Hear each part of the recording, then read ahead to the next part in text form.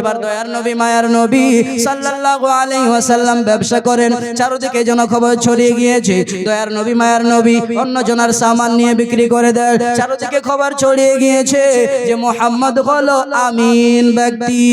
আর অপরদিকে হযরতে খাদিজা রাদিয়াল্লাহু তাআলা আনহা, এবার তিনি কি করছিলেন, তিনার স্বামী ইন্তেকাল করে গিয়েছিল, আর তিনার স্বামী ছিল বড় পয়সাওয়ালা, বড় ব্যবসায়ী ছিল, যার কারণে তিনার স্বামী যখন ইন্তেকাল করেছে, এবার তিনার স্বামী ইন্তেকাল করে যাওয়ার পরে তিনি যেন একজন এমন মানুষকে খুঁজতেছেন যে মানুষটার উপরে ভরসা করতে পারবো, যে মানুষটার উপরে আমি ইয়াকিন করতে পারবো। যখন এই ঘটনা ঘটলো রে বাবা, যেন নিজের একজন খাদিমকে বলতে লাগলো, আমার খাদিম তুমি কি বলতে পারবা কে এমন মক্কা নগরে আছে যে আমার কাজ করে দেবে, কে এমন ভদ্র লোক আছে, কে এমন ভালো লোক আছে। যখন এই কথা বলেছেন গো বাবা, সেই সময় যেন কেউ খবর দিল, খাদিজা শোনো শোনো, তুমি একটু ধ্যান দিয়ে শোনো, যে দয়ার নবী মায়ার নবী এই মক্কা নগরে একজন মুহাম্মদ নামী ব্যক্তি আছে, যে ব্যক্তিটা এত আমানতওয়ালা, যে ব্যক্তিটা এত নিজের কথার দাম রাখে, যে ব্যক্তিটাকে সমস্ত আরবের মানুষ আমিন বলে ডাকে। বলছে এমন একজন ব্যক্তি আছে মক্কা নগরে যিনাকে আমিন বলে ডাকে, অর্থাৎ বলে তিনি আমানতওয়ালা, তিনি আমানতে খেয়ানত করে না। এবার সেই ব্যক্তি যেন বলতে লেগেছে, হ্যাঁ খাদিজা শোনো শোনো, তুমি যদি মুহাম্মদকে কাজে রাখো তবে সে তোমার কাজ সুন্দর করে করবে, তোমার ব্যবসা ভালো করে করবে। এবার দয়ার নবী মায়ার নবী সাল্লাল্লাহু তাআলা আলাইহি ওয়াসাল্লামকে যেন খবর দিয়ে পাঠালো, বলে গিয়ে বলে দাও মুহাম্মদকে, গিয়ে বলবা যদি মুহাম্মদ আমার কাজ করে, আমার ব্যবসাতে সাথ দেয়, তবে আমি মুহাম্মদকে কত টাকা দেব, তবে আমি মুহাম্মদকে এত টাকা দেব যত টাকা আমি সাধারণ মানুষকে রাখলে দেই, তার থেকে দ্বিগুণ আমি মুহাম্মদকে দেব। খাদিজা রাদিয়াল্লাহু তাআলা আনহা বলছেন, তোমরা গিয়ে মুহাম্মদকে বলো যদি মুহাম্মদ আমার কাজ করে তবে আমি মুহাম্মদকে মজুরি দেব দ্বিগুণ, ডবল আমি তাকে মজুরি দেব। অর্থাৎ যদি আমি একজনকে 100 টাকা দেই একটা কাজ করার জন্য, তো তাকে আমি একটা কাজ করার জন্য 200 টাকা দেব। জোরে বলেন সুবহানাল্লাহ। নবী পাক সাল্লাল্লাহু আলাইহি ওয়াসাল্লামের কথা শুনে নিজের হৃদয়ে আর থাকতে পারলেন না, বলছেন যে 200 টাকা দেব, ডাকো। দয়ার নবী মায়ার নবী সাল্লাল্লাহু তাআলা আলাইহি ওয়াসাল্লামকে এবার খবর দিয়ে পাঠালেন। দয়ার নবী মায়ার নবী সাল্লাল্লাহু তাআলা আলাইহি ওয়াসাল্লাম এবার যেন আসলেন, আসার পরে বললেন, খাদিজা বলো বলো কি তোমার ব্যবসা করতে হবে। এবার হযরতে খাদিজা রাদিয়াল্লাহু তাআলা আনহা যেন বলতে লেগেছেন, মুহাম্মদ গো তুমি কি করো, এই যে আমার ব্যবসার সামান দেখতে পাচ্ছ, এই সমস্ত সামান নিয়ে যাও মুলকে শামে গিয়ে তুমি বিক্রি করে আসবা। এবার ছিল নবী পাক সাল্লাল্লাহু তাআলা আলাইহি ওয়াসাল্লামের মুলকে শামে যাওয়ার দ্বিতীয়বার। প্রথমবারে তো গিয়েছিলেন, এবার দ্বিতীয়বার যাচ্ছেন দয়ার নবী। এবার হযরতে আম্মা জান খাদিজা রাদিয়াল্লাহু তাআলা আনহা যেন কি করলেন, নিজের একজন ভরসা করা গোলাম হযরতে মাইসারাকে পাঠালেন সঙ্গে করে। মাইসারাকে পাঠালেন আর বললেন কি, মাইসারা তুমি কি করবা, মুহাম্মদের খিদমত করবা, দেখবা যেন মুহাম্মদের উপরে কোন রকমের কোন পরেশানি না আসে। এই কথা শুনিয়া দয়ার নবী অপর দিকে নিজের দাদার কাছে, নিজের চাচার কাছে অনুমতি নিয়েছে। চাচা গো আমি ব্যবসা করার জন্য যাচ্ছি মুলকে শামে। আম্মা খাদিজা রাদিয়াল্লাহু তাআলা আনহা বলছেন, খাদিজার ব্যবসার সামান নিয়ে মুলকে শামে যাচ্ছি। দাদা যেন বললেন ঠিক আছে ভাতিজা যাও, চাচা বললেন ঠিক আছে ভাতিজা যাও। এবার দয়ার নবী মায়ার নবী সাল্লাল্লাহু তাআলা আলাইহি ওয়াসাল্লাম সমস্ত সামান নিলেন, তার সঙ্গে সঙ্গে মাইসারা আছে, সমস্ত সামান নিয়ে যেন মুলকে শামে যাওয়ার জন্য এবার প্রস্তুত হয়ে গিয়েছে। এবার যেন যেতে যেতে যেতে যেতে আবার মুলকে শামে গিয়েছেন। কিতাবের মধ্যে আবার লেখা রয়েছে যে সেই বুসরা নামক শহরে আবার গিয়ে উপস্থিত, বুসরা নামক শহরে গিয়ে আবার দাঁড়িয়েছেন। এবার সেই জায়গায় একজন রাহিব এবার যার নাম ছিল নাস্তুরা, এবার নাস্তুরা রাহিব যেন দেখতে পেয়েছেন দয়ার নবীকে। দয়ার নবী মায়ার নবী সাল্লাল্লাহু তাআলা আলাইহি ওয়াসাল্লামকে যখন দেখতে পেয়েছেন, দেখার পরে নবী পাক সাল্লাল্লাহু তাআলা আলাইহি ওয়াসাল্লামের নূরানি চেহারা দেখিয়া রাহিবের মনে যেন একটু উৎসাহ জাগলো যে আমি জিজ্ঞাসা করি এই মানুষটাকে। আল্লাহ আল্লাহ, দয়ার নবী মায়ার নবী সাল্লাল্লাহু তাআলা আলাইহি ওয়াসাল্লাম একটা গাছের তলায় গিয়ে আরাম করতেছেন, একটা গাছের তলায় গিয়ে বিশ্রাম করতেছেন। এবার যেন নাস্তুরা রাহিব আসলো, আসার পরে মাইসারাকে জিজ্ঞাসা করছে, বলছে মাইসারা আমি তো তোমাকে আগের থেকেই জানি, আগের থেকেই চিনি, কিন্তু একটু বলো বলো এই পুরুষটাকে যাকে তুমি এবার সঙ্গে করে নিয়ে এসেছো। বলছে নাস্তুরা এই মানুষটাকে যাকে তুমি সঙ্গে করে নিয়ে এসেছো। এবার নাস্তুরা যেন বলতে লেগেছে এ মাইসারা, মাইসারা যেন বলতে লেগেছে এ নাস্তুরা শোনো শোনো, এই পুরুষটা অন্য কেউ নয়, কেউ নয়, ইনি হলেন মুহাম্মদ, মক্কা নগরের বাসিন্দা, ইনাকে সবাই যেন আমিন বলে ডাকে। এবার নাস্তুরা রাহিব যেন বলতে লেগেছে এ মাইসারা শোনো শোনো, আজকে আমি বলতে চাই সেই গাছের নিচে যে মুহাম্মদ গিয়ে বসেছে, আজ পর্যন্ত কোনো মানুষ সেই গাছের নিচে গিয়ে বসার সাহস করেনি। আমি তাওরাতের মধ্যে ইনজিলের মধ্যে পড়েছি যে এই গাছের নিচে যেই ব্যক্তি গিয়ে বসবে সেই ব্যক্তিটাই হবে শেষ জামানার নবী। নবী পাক এখনো নবুয়তের এলান করেননি, কিন্তু নবী পাক সাল্লাল্লাহু আলাইহি ওয়াসাল্লাম যে নবী হবেন সমস্ত রাহিবেরা জানে, এরা সবাই কিতাবের মধ্যে পড়েছে। আল্লাহ আল্লাহ, দয়ার নবী মায়ার নবী সাল্লাল্লাহু তাআলা আলাইহি ওয়াসাল্লাম এবার যেন যখন সেই জায়গায় গিয়ে বসেছেন, নাস্তুরা রাহিব যেন বলতে লেগেছে মাইসারা গো তুমি শোনো শোনো, ইনি হবেন মুহাম্মদ, ইনি হবেন শেষ জামানার নবী, ইনার নাম তো মুহাম্মদ বললে ঠিকই আছে, কিন্তু শোনো এই গাছের নিচে আজ পর্যন্ত কেউ গিয়ে বসার সাহস করেনি। এই কথা বলিয়া দয়ার নবী মায়ার নবী সাল্লাল্লাহু তাআলা আলাইহি ওয়াসাল্লামের কথা যেন বলতে লেগেছেন মাইসারা শোনো শোনো, আমি বলতে চাই তোমাকে এই জায়গায় কিসের জন্য পাঠানো হয়েছে। এবার মাইসারা যেন বলতে লেগেছেন নাস্তুরা শোনো শোনো, আমাকে আম্মা জান খাদিজা রাদিয়াল্লাহু তাআলা আনহা এই জায়গায় যে পাঠিয়েছে এই মুহাম্মাদের খিদমত করার জন্য পাঠিয়েছে। এদিকে নাস্তুরা রাহিব যেন বলতে লেগেছে মাইসারা শোনো তোমাকে তো খিদমত করার জন্য পাঠানো হয়েছে, তবে আমি বলি তুমি আজ থেকে শুরু করো আর যাওয়া পর্যন্ত যতদিন তুমি সময় পাবা, যতদিন তুমি মৌকা পাবা, এই মুহাম্মাদের খিদমতকে ত্যাগ করিও না, মুহাম্মাদের খিদমত করতেই থাকবে। এবার মাইসারা যেন জিজ্ঞাসা করতে লেগেছে নাস্তুরা তুমি হঠাৎ করে এমন কথা বলছো কেন? আমার সঙ্গে তো এর আগেও অনেক মানুষ এসেছে, এই মুহাম্মদকে দেখে এমন কথা বললা কেন? এবার যেন নাস্তুরা রাহিব বলতে লেগেছে হ্যাঁ মাইসারা শোনো শোনো, আমি যেই রূপ ইনজিলের মধ্যে, যেই রূপ তাওরাতের মধ্যে পড়েছি যে শেষ জামানার যেই নবী হবে তিনি কেমন কেমন হবে, যেই রূপ পরিচয়গুলো পড়েছি, যেই রূপ চেহারা হবে পড়েছি, সেই সমস্ত দৃশ্য আমি মুহাম্মদের ভিতরে দেখতে পাই।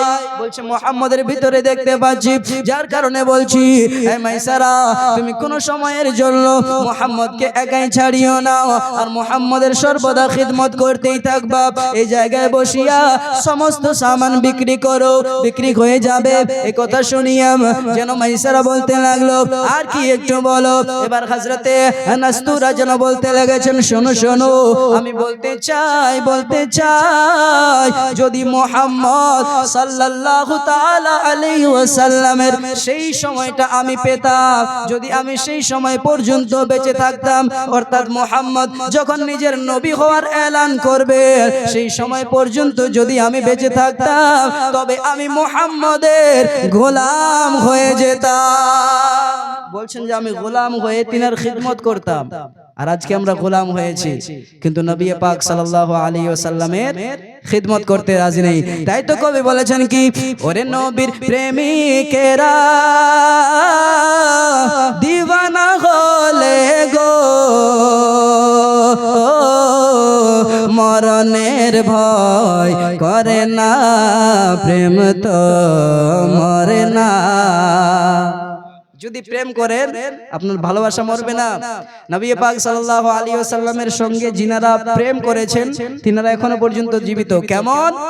নবী পাক সাল্লাল্লাহু আলাইহি ওয়াসাল্লামের সঙ্গে প্রেম করেছেন হুজুর খাজা মুঈনুদ্দিন চিশতি রাহমাতুল্লাহি আলাইহি, জোরে বলেন সুবহানাল্লাহ। তিনি এখনো জীবিত। হুজুর নবী পাক সাল্লাল্লাহু আলাইহি ওয়াসাল্লামের সঙ্গে মুহাব্বত করেছেন হুজুর আলা হযরত, তিনি এখনো জীবিত।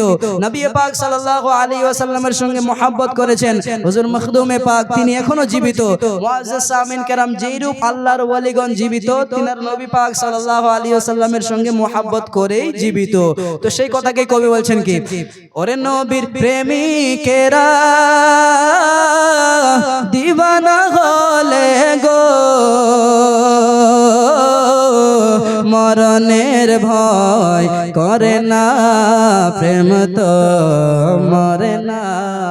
বলতে পারবেন মরে না? প্রেম তো মরে না। একটু আমার সঙ্গে 7 দিন দেখবেন, ভালো লাগবে। লাগছে যে মাহফিলটা মনে হয় আমরা সকলে কবরে চলে গিয়েছি। একটু আওয়াজ দিয়ে পড়বেন, প্রেম তো মরে না, ভালো লাগবে। সকলে পড়বেন যে প্রেম তো মরে না। কি? প্রেম তো মরে না। ওরে নবীর প্রেমিকেরা দিওয়ানা হলে গো, মরণের ভয় করে না, প্রেম তো মরে না। ওরে নবীর প্রেমিকেরা দিওয়ানা হলে গো, মরণের ভয় করে না, প্রেম তো। আমরা সকলেই তো কবরে চলে গিয়েছি, বাহ, মনে হচ্ছে এখনই ঘুমিয়ে গিয়েছি। একটু আওয়াজটাকে খুলুন, নবীর মোহাব্বতে পড়ুন। ওরে নবীর প্রেমিকেরা দিওয়ানা হলে গো, মরণের ভয় করে না, প্রেম তো। আরো আসবে, প্রেম তো মরে। और नबीर प्रेमिकेरा दीवाना होले गो मरनेर भय करे ना प्रेम तो अरे प्रेम करेছে इब्राहिम नबी नमरुदेर आগুনে পড়ি গো প্রেম করেছেন ইব্রাহিম নবী নমরুদের আগুনে পড়ি গো আরে সেই আগুন হলো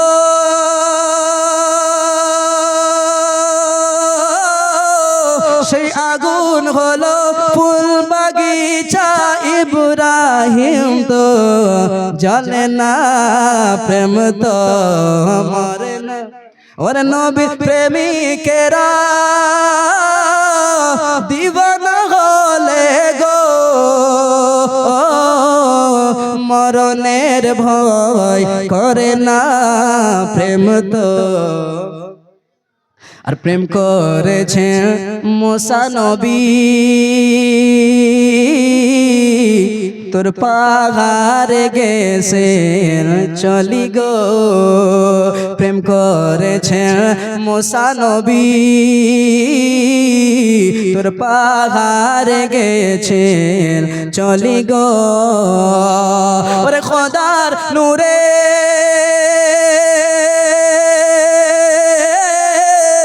খোদার নূরে পাহাড় জ্বলে মুসা নবী জ্বলে না প্রেম তো মরে না ওরে নবীর প্রেমিকেরা দিওয়ানা হলে গো মরণের ভয় করে না প্রেম তো প্রেম তো মরে আল্লাহুম্মা সাল্লি আলা মাওলানা মুহাম্মদ ওয়া আলা আলি মাওলানা মুহাম্মদ সাল্লাল্লাহু তাআলা আলাইহি ওয়াসাল্লাম। বাজরে আমার আসুন, এবার বলছিলাম কি যে লোভ লালসায় পরে আমরা দুনিয়াতে সবকিছু ধ্বংস করে দিচ্ছি, আখিরাতকে ধ্বংস করছি, দুনিয়াতে আমরা আবাদ হচ্ছি। এবার এই যখন বললাম লোভ লালসা কিনা, তো একটা কথা মনে পড়ে গেল, বলবো? শুনবেন? একজন আল্লাহর বান্দা ছিল একটা গ্রামে, আর এমন আল্লাহর বান্দা, দেখুন ধ্যানটা দিবেন এদিকে, আচ্ছা ওইদিকে দান দেবেন, ঠিক আছে বুঝতে পারছি, কিন্তু ধ্যানটা এদিকে দেন, দেখবেন খুব ভালো লাগবে। একজন আল্লাহর বান্দা নিজের স্ত্রীকে বলেছে, আমার স্ত্রী তুমি কি করবা, যে কেউ ফকির আসুক না কেন আমাদের বাড়িতে, তুমি তাকে দান দিবা না। ফকির আসুক, মাদ্রাসা থেকে আসুক, মসজিদ থেকে আসুক, তুমি দান কাউকে দিবা না। আওয়াজ নাই গো? আমি বলছি একজন আল্লাহর বান্দা নিজের স্ত্রীকে বলছে, আমার স্ত্রী যেই আসুক না কেন দান চাইতে, তুমি দান দিবা না। এই যে ছোট বাচ্চাগুলা বলছে, আপনারা বলছেন না। তো নিজের স্ত্রীকে বললো যে তুমি কাউকে দান করবা না, যদি মাদ্রাসার আসে তবুও দিবা না, যদি মসজিদের আসে তবুও দিবা না, যদি কেউ ফকির আসে তবুও তুমি দান দিবা না। নিজের স্ত্রীকে বলল। এবার হয়েছে কি, হঠাৎ করে একদিন সেই ব্যক্তি নিজের কাজে বাইরে গিয়েছে। এবার যখন সেই ব্যক্তি নিজের কাজে বাইরে গিয়েছে কিনা, এবার রাস্তা থেকে সে ফিরে আসতেছে। এবার যখন ফিরে আসছে আস্তে আস্তে করে, আসার পথে সে দেখলো কি, যেন তার বাড়ির দিক থেকে একটা ফকির চলে আসছে, একটা ফকির আসছে। এবার ফকিরকে জিজ্ঞাসা করলো, ফকির তুমি কোথায় গিয়েছিলা? এবার ফকির বলছে যে আমি গিয়েছিলাম ওই যে ওইটা বাড়িটা দেখতে পাচ্ছ, ওই বাড়িতে। বলছে গিয়েছিলাম তো দিয়েছে, এ তো বারণ করে রেখেছে আগের থেকে যে বউকে তুমি দিবা না, খবরদার কিচ্ছু। তো এবার সে বলছে যে আচ্ছা তুমি যে তুমি ওই বাড়িতে গিয়েছিলা তো তোমাকে কিছু দিয়েছে? তো এবার এই ব্যক্তি যেন বলতে লেগেছে, ফকির বলতে লেগেছে, হ্যাঁ আমি তো গিয়েছিলাম, আল্লাহর বান্দিটা খুবই ভালো, আল্লাহর নাম করে চেয়েছি, তো আমাকে সঙ্গে সঙ্গে কিন্তু টাকা দিয়েছে, তার সঙ্গে চাল দিয়েছে, খাওয়ার জন্য রুটিও দিয়েছে। এবার যখন এই কথা শুনেছে, কিপটা মানুষ, টাকার সঙ্গে লোভ, টাকার সঙ্গে ভালোবাসা, আল্লাহর সঙ্গে তো মহাব্বত নাই। এবার কিপটা মানুষ কি করেছে, রেগে গেল পুরো। হ্যাঁ আমি আমার বউকে বারণ করেছি তুমি দান করবা না, মাদ্রাসায় দিবা না, মসজিদে দিবা না, ফকিরকে দিবা না, কিন্তু আজ ফকিরকে এত টাকা দিয়ে দিয়েছে। আল্লাহুস সামাদ। এই ব্যক্তি কিন্তু পুরো রেগে গিয়েছে, আর রেগে যাওয়ার পরে এবার তাড়াতাড়ি করে নিজের বাড়িতে দৌড়াচ্ছে, তাড়াতাড়ি করে নিজের বাড়িতে যাচ্ছে। যাওয়ার পরে ডাকছে বাইরে থেকে, বউ আসো বাইরে। এবার তার বউ কিন্তু নিজের পায়ে দাবাতে দাবাতে আস্তে আস্তে করে আসছে, ভয় লেগে গিয়েছে। হ্যাঁ স্বামীর আওয়াজ এত জোরে, কারণটা কি? এবার আসার পরে যেন দেখছে কি তার স্বামী পুরো রেগে আছে, বলতে আছে কি, বউ তুমি কি কাউকে আজকে দান করেছো একটু বলো। তার বউ যেন বলতে লেগেছে, স্বামী হ্যাঁ হ্যাঁ আজকে আমি দান করেছি। এই কথা শোনার পরে তার স্বামী যেন বলতে লেগেছে, বউ আমি তো তোমাকে আগেই বারণ করেছিলাম যেন কাউকে তুমি দান না করো। আল্লাহর বান্দা যেন বলতে লাগলো যে বান্দি আমার বউ, তোমাকে আমি বারণ করেছিলাম কিন্তু তুমি তবুও দিলা, তোমাকে আমি বারণ করেছি যে তুমি দান করবে না, তবুও দান করেছো। আল্লাহ আল্লাহ, এই কথা যখন শুনেছে কিন্তু রেগে গিয়েছে, পুরো রেগে বলছে, বউ তোমাকে এত করে বারণ করলাম যে তুমি দান করবে না, তাও দান করেছো কেন? এবার বলছে, স্বামী গো শুনো, সেই ভিখারি তো এসেছিল, সেই ফকির তো এসেছিল, কিন্তু আসার পরে সে নিজের নামে চায়নি গো স্বামী, সে আল্লাহর নামে চেয়েছিল, আল্লাহর রাসূলের নামে চেয়েছিল। আর যার কারণে আমি তো আল্লাহর বান্দি, আমি তো আল্লাহর রাসূলের গোলাম। তো এবার আমি যার কারণে তার এই কথা শুনে নিজেকে আটকাতে পারিনি স্বামী, যার কারণে আমি তাকে দান করে দিয়েছি। বলছে স্বামী আমি যার কারণে দান করে দিয়েছি। এবার তার স্বামী বলছে, তুমি বলো তুমি আমাকে বেশি ভালোবাসো না আল্লাহকে? এবার তো সেই জায়গায় ফেসে গিয়েছে, এখন কি কথা বলবো? যদি বলে যে স্বামীকে ভালোবাসি, তাহলে আল্লাহর ভালোবাসার অপমান হয়ে যাবে, একদিকে আল্লাহ তাবারক ওয়া তাআলার ভালোবাসার ইনকার করা হবে। এবার তার বউ যেন বলতে লেগেছে, স্বামী আমি সব থেকে বেশি আল্লাহকেই ভালোবাসি। যখন এই কথা বলেছে কিনা, তো এবার তার স্বামী কিন্তু পুরো রেগে গিয়েছে। হ্যাঁ আমার বাড়িতে আমি তোকে রাখি, আমার বাড়িতে আমি তোকে খাওয়াই, আমি আমার টাকা দিয়ে তোকে কাপড় কিনে এনে দিই, আমি তোমাকে সব কিছু দিই, কিন্তু তুমি বলছো যে তুমি আল্লাহকে বেশি ভালোবাসো, আমাকে ভালোবাসো না। আল্লাহুস সামাদ। এবার তার স্বামী যেন এবার বলতে লেগেছে যে বউ শোনো, যদি তুমি সত্যিকারে আল্লাহকে ভালোবাসো, পরিয়া সেই ব্যক্তি বলতে লাগলো, স্ত্রী তুমি যদি সত্যিকারের আল্লাহকেই ভালোবাসো, তবে আল্লাহর ভালোবাসা নিয়ে এই যাও চুলার ভিতরে ঢুকে যাও। বলছে স্ত্রী তুমি আল্লাহকে ভালোবাসো ঠিক আছে, আল্লাহর ভালোবাসা নিয়ে চুলার ভিতরে ঢুকে যাও। আমাকে ভালোবাসা না তো আমি তোমাকে টাকা দেবো না, পয়সা দেবো না, আমি তোমাকে কাপড় দেবো না, খাবার দেবো না, কিচ্ছু দেবো না, তুমি যাও এই চুলার ভিতরে ঢুকে যাও আল্লাহর ভালোবাসা নিয়ে। আল্লাহ যখন এই কথা বলেছে, দেখুন স্ত্রী কত আল্লাহর প্রিয় বান্দি ছিলেন যে তিনি সর্বপ্রথমে ঘরের ভিতরে দৌড়ে গিয়েছে। এবার যখন ঘরের ভিতরে গিয়েছে কিনা, আর তাদের চুলাটা ছিল বড়, একদম উচ্চা করে ছিল, বড় ছিল। তো এবার সেই স্ত্রী যেন ঘরের ভিতরে চলে গিয়েছে।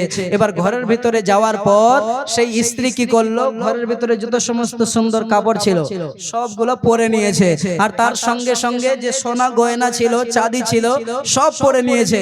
এবার পরার পরে সুন্দর করে সেজে গুজে বাইরে বের হয়েছে। বের হওয়ার পরে চুলার দিকে যেতে লেগেছে। যখন চুলার দিকে যাচ্ছে কিনা, এর স্বামী দেখেছে, হ্যাঁ আমার স্ত্রী এত সুন্দর করে সেজে গুজে যাচ্ছে, সোনা নিয়ে যাচ্ছে। এবার নিজের স্ত্রীকে ডেকেছে, স্ত্রী শোনো, তুমি কোন দিকে যাচ্ছ?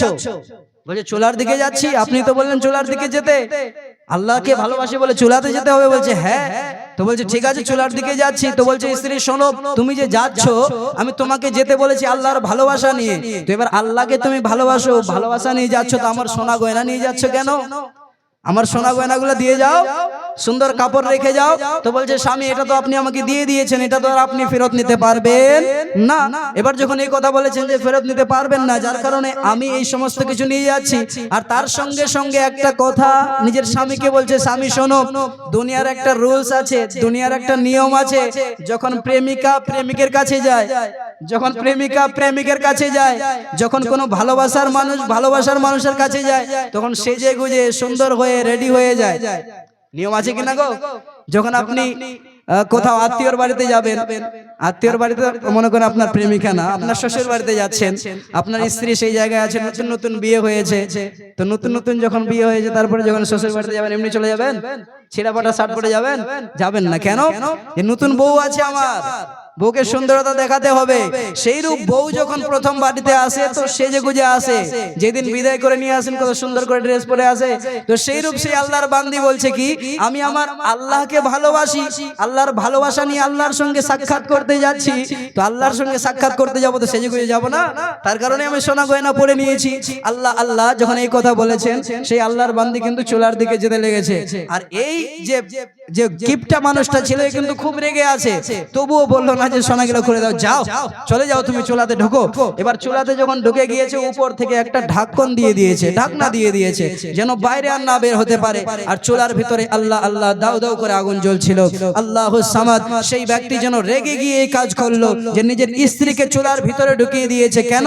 দুনিয়াবি মাল দৌলতের সঙ্গে মহব্বত ছিল, আল্লাহর সঙ্গে ভালোবাসা ছিল না, আল্লাহর রাসূলের সঙ্গে ভালোবাসা ছিল না। নিজের স্ত্রীকে চুলার ভিতরে ভরে দিয়ে ঢাকা দিয়ে দিয়েছে। আল্লাহ যেন একদিন, দুই দিন, তিন দিন পর তার হৃদয়ে যেন একটু রহম আসলো। এবার সেই ব্যক্তি কি করলো, যখন রহম এসেছে, বলছে বেচারিকে তো আমি 3 দিন আগে সেই জায়গায় চুলাতে ঢুকিয়ে দিয়েছি, এতক্ষণে হয়তো জলে পুড়ে শেষ হয়ে গিয়েছে। যাই এখন খুলে দেখি, তার যদি এখন শরীরটা এমনি পড়ে থাকে তো উঠিয়ে মাটি দিয়ে দেবো, দাফন করে দেবো। আল্লাহ বিশ্বাস করুন, আল্লাহ তাবারক ওয়া তাআলার উপরে ভরসা করে। এবার দেখুন সেই আল্লাহর বান্দা যে কিপটা মানুষ ছিল, সে যখন সেই জায়গায় গিয়েছে, আল্লাহর মুহাব্বত নিয়ে সেই বান্দি চুলার ভিতরে ঢুকেছিল। তো এবার সেই জায়গায় যখন গিয়ে চুলার উপর থেকে ঢাকনা সরিয়েছে, ঢাকনা সরিয়ে দেখতেছে কি যে সেই আল্লাহর বান্দি যেন সহি সালামত আছে। জোরে বলেন সুবহানাল্লাহ। সেই আল্লাহর বান্দি সালামত আছে, যেই চুলার ভিতরে আগুন জ্বলছিল, যে চুলার ভিতরে দাউ দাউ করে আগুন জ্বলছিল, সেই আল্লাহর বান্দি সেই জায়গায় সালামত আছে। এবার আল্লাহর বান্দি যখন বাইরে বের হলো, সেই বান্দিকে জিজ্ঞাসা করছে, ও আমার স্ত্রী শোনো, তুমি তো সেই আগুন জ্বলন্ত চুলার ভিতরে গিয়েছিলা, কিন্তু তুমি মরলা না কেন? তোমার শরীর জ্বললো না কেন? এবার সেই আল্লাহর বান্দি যেন বলতে লেগেছে, স্বামী তুমি আমাকে যদিও না ভালোবাসো, আমি আল্লাহকে ভালোবাসি বলেছিলাম বলে, আল্লাহর ভালোবাসা নিয়ে আমি চুলাতে গিয়েছিলাম বলে আল্লাহ তাআলা আমার উপরে ভালোবাসা দেখিয়েছেন। জোরে বলো। বলছেন আল্লাহ তাআলা আমার উপরে ভালোবাসা দেখিয়েছেন কেমন? দেখো আমার শরীরে একটা রোম পর্যন্ত পড়তে দেয়নি, জ্বলতে দেয়নি, আমার শরীরের কাপড় পর্যন্ত জ্বলতে দেয়নি। আল্লাহ নবীর সঙ্গে, আল্লাহর সঙ্গে মুহাব্বত করলে কত লাভ, আর অপর দিকে যেই রূপ কিপটা ব্যক্তি করেছিল সেই রূপ করলে কত লস। মুআজ্জিজ সামিন কেরাম, তাই বলবো মুহাব্বতে, আমার মুহাব্বতে নয়, নবীর মুহাব্বতে, আল্লাহর রাসূলের মুহাব্বতে সেই ঘরকে বানানোর জন্য, যেই ঘরে আপনার সমস্ত দিনের ব্যক্তি দিনের মানুষেরা অর্থাৎ এক কথায় আলিমগণ থাকবেন, সেই জায়গা থেকে পরে আলিম হবেন, কেউ মুফতি হবেন, কেউ মুফাক্কির হবেন, কেউ মুদাব্বির হবেন, সেই জায়গা থেকে কেউ মুহাদ্দিস হয়ে বের হবে। আল্লাহ আল্লাহ, সেই মাদ্রাসার জন্য আপনাদের কাছে শুধুমাত্র 10 জন ব্যক্তির কাছে চেয়েছি 1000 টাকা করে। বাবাজিরা আমার, মুহাব্বতে নিয়ে আসুন, মুহাব্বতে দিন, নবীর মুহাব্বতে দান খয়রাত করুন। বাবাজিরা আমার, দেখুন আজ জীবিত আছি, কাল থাকবো না। আজ জীবিত আছি, কাল কবরে চলে যাব। এখন এই জায়গায় বসে আছি, এখন যাওয়ার পরে জীবিত থাকবো কিনা জানি না। এই জায়গায় বসে আছি, 1 সেকেন্ড পরে আমার সঙ্গে কি হবে আমি জানি না। আপনি বলতে পারবেন আপনার সঙ্গে কি হবে? একজন ব্যক্তি